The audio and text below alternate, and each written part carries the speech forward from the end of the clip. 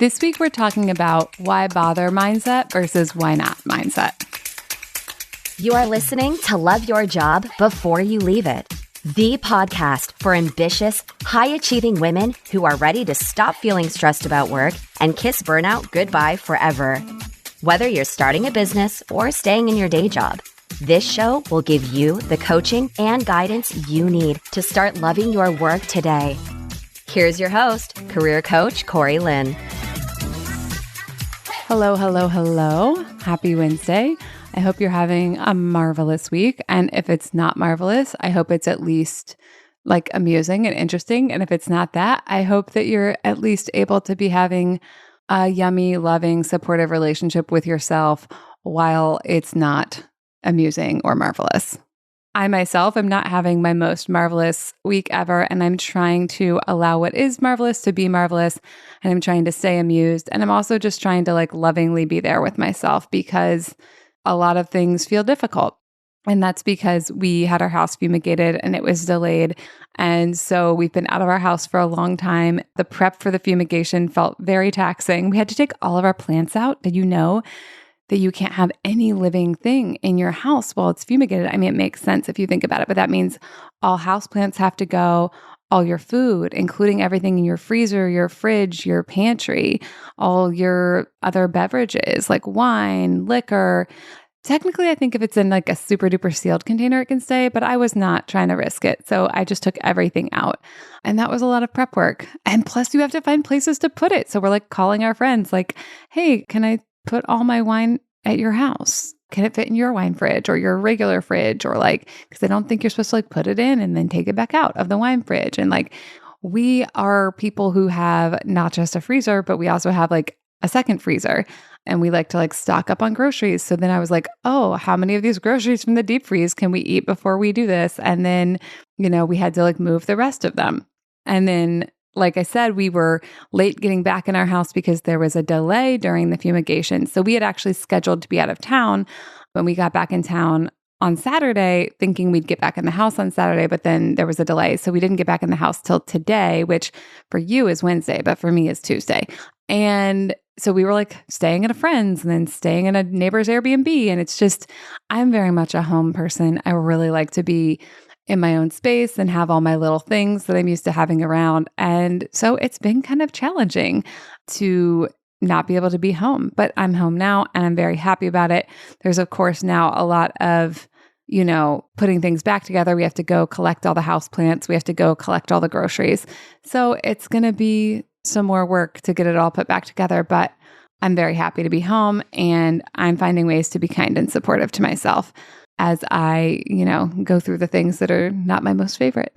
But this week we're talking about why not mindset versus why bother mindset. And the reason we're talking about this is because one of my SAF clients was posting about this in the Celebrations, Wins, and Delights channel. So for SAF, my small group, Satisfied as Fuck, we have a Slack and the Slack has different channels. There's a channel for coaching where they can get coaching from me. And there's a channel for Celebrations, Wins, and Delights where they post their celebrations, wins, and delights. So one of the things about the human brain is the human brain has a negativity bias, which means it gives so much more focus and attention to what's not working. And I have the Celebrations, Wins, and Delights channel so that my clients can practice noticing what is working and what is going well and really reveling in and enjoying that. And it's such a fun channel to read and to celebrate everyone for all the things that are going well and to be inspired by each other. But anyways, one of the clients in there posted about a win that they had. And one of the things that they were saying helped them create that win was shifting from a why bother attitude to a why not attitude. And I immediately was oh, I'm obsessed with this. This should be a podcast. And I got permission from the client to talk about it. And now here we are. And so basically, a lot of the time when people have big dreams and goals and ideas, or even little dreams, goals and ideas, when we want to do something and we're not doing it, a lot of times something that can get in the way is this sort of why bother mindset or why bother attitude. And I think what why bother does is it makes us feel like the action that we're going to take might not do anything. So there's no reason to do it. There's no reason to expend the energy. There's no reason to risk ourselves, like to put ourselves out there emotionally or to put ourselves out there online, like if we're marketing. And this applies to like everything, right? It could be like, why bother getting on the dating apps to like spend 10 minutes on there trying to swipe and see if I can like find someone to go on a date with. Like, this is not me personally. I'm deeply partnered, but dating is something my clients work on sometimes. So that's a place where people might get into the why bother, like, especially if like, oh, there's no one good single. So why bother? Why even put the effort? Or like, this happens all the time when people have businesses and they have a plan to like post marketing content on social media or send out a newsletter. But if they're like, oh, why bother? Because like no one's going to buy from me, or no one's going to like my post, or no one's going to, resonate with this. Why bother shuts us down before we take action. And I think a lot of the reason we have this is because, for one hand, we don't know which of the times we put ourselves out there are going to create the outcome. Like a lot of times, like if you want a new job, you have to send out like lots of applications. You have to have like lots of networking conversations. You've got to look at lots of job descriptions and rewrite your resume, 6 different ways for each one. And it takes all this action and activity, and we don't know which of that action is going to pay off. So on the one hand, there's like some validity that like each specific thing might not have a payoff. But on the other hand, usually the collection of activity does, right? The collection of activity creates something, even if we're not sure which specific Instagram post is going to create a client. But if we do a lot of Instagram posts, we get clients, right? Or we're not sure, like, if we swipe right on a bunch of people on Bumble BFF, maybe we're not sure which of those people are actually going to become our really good new friend. But swiping right on a bunch of people, having conversations, going on first friend dates, going on second friend dates, continuing to like stay in touch with people, those activities as a collection create the thing that we want, right? It creates the friendship, it creates the clients, it creates getting the new job. Like maybe we have, 168 conversations with our supervisor about getting a promotion, and like maybe 167 of them didn't result in a promotion, but maybe the 168th does. So it's a really powerful shift to go from why bother, like this might not create anything good, to like, why not? Like, why not just try? Why not just put it out there? Why not just do it? Like, let someone else say no versus saying no to yourself ahead of time. Because in a lot of ways, saying why bother is saying no to yourself ahead of time. It's saying like, it's not worth it. I'm not going to put myself out there. I'm not going to try. Nothing good can come of this. But when we tell ourselves that and then we don't take action, then nothing good does come of it because we didn't do anything usually, right? So I think why not is such a powerful, simple thought, and it's such an easy shift. It's a simple shift. It might not feel easy. You might be like, I've been saying why bother to myself for 27 years. And when I try to say why not, like it feels really uncomfortable and my eyes roll into the back of the head. So I'm not saying it's like necessarily going to be feeling like really easy. It's simple. It's like a one word to a one different word. But even if you implemented it only a little bit, it could have a huge impact for you, right? Like if you have 10 goals and every time you want to work on any of them, your brain goes like, why bother? And then you don't work on them. And then you say like, okay, I'll keep saying why bother to 9 of these, but this one over here, I'm going to start saying why not? And I'm going to start taking action on it. And then I'm going to start seeing what happens. And then you start getting results. And then it might be like, oh, I think I'm going to start saying why not to one of these other ones. Or you could take all 10 of them and just start saying why not a little bit of the time. I think you could do it either way. I think personally, like when we pick one thing to work on, sometimes we see progress there faster. And then that can be very galvanizing and that can be very encouraging. And that can allow us to like get the habit in place in one area and then expand it out. But I am not here to tell you how to do things. Like I'm here to teach you some tools and tell you what those tools can make possible. And then you're here to implement them in your own life in the way that you think makes the most sense and works the best for you. So what do you currently like want to have or do or be that you're not taking action on because you're getting stuck in this thought pattern of like, why bother? It won't move anything forward. It's not going to help anything, et cetera, et cetera. And like, where would it feel really yummy and delicious to move to why not? Now, you get to pick what this is, right? Especially if you have a lot of different things, you might want to pick the one that bothers you the most, or you might want to actually pick the one that feels easiest to get started on, the one where you're like, well, I actually know some action steps here.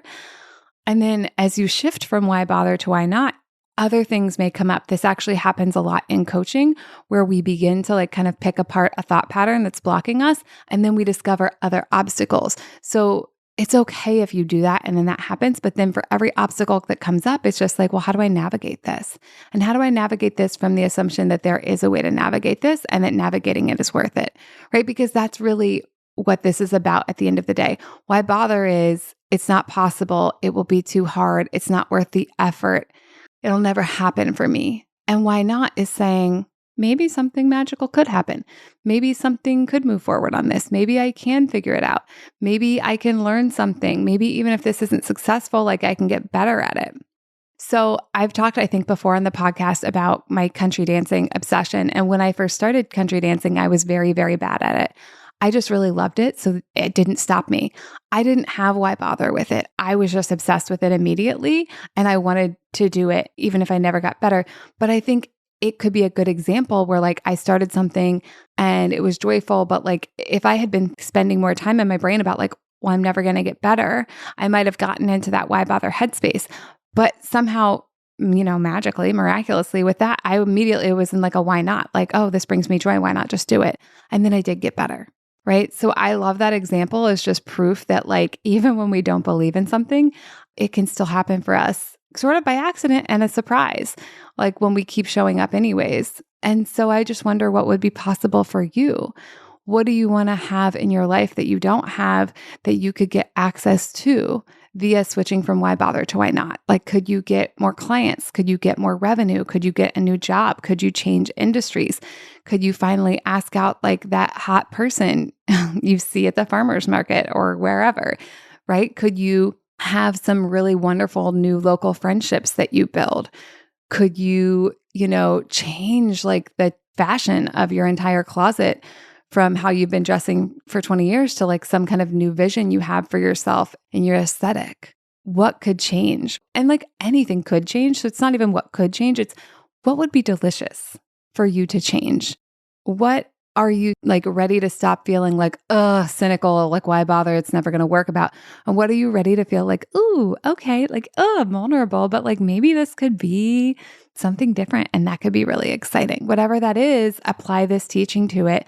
Start to initiate this thought of like, why not? Why not just try a little? And you can start small, right? And just keep going and see what changes for you. I promise if you actually do this, big results will come.